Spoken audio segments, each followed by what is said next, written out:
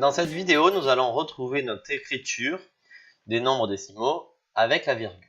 Donc propriété. Donc un nombre décimal peut aussi s'écrire à l'aide d'une virgule.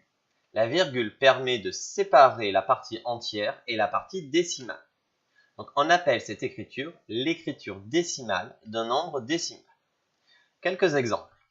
Donc 457 centièmes, nous avons dit que c'était 4 plus 57 centièmes. Donc son écriture décimale est 4,57. Sa partie entière est 4 et sa partie décimale est 0,57. 32 millièmes, c'est égal à 0 plus 32 millièmes. Donc son écriture décimale est 0,032.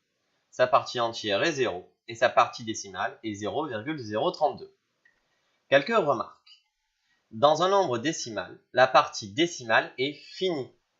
3,14 par exemple, c'est un nombre décimal. Ça s'arrête après la virgule. La partie décimale est finie.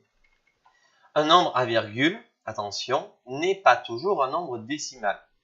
Par exemple, le nombre pi s'affiche 3,141592654 sur la calculatrice, mais ce n'est pas un nombre décimal puisque la suite des chiffres après la virgule continue et ne s'arrête jamais. Voici donc le tableau de décomposition avec la partie entière qui ne change pas avec les milliers, les unités. Et pour la partie décimale, nous avons nos dixièmes, nos centièmes et nos millièmes.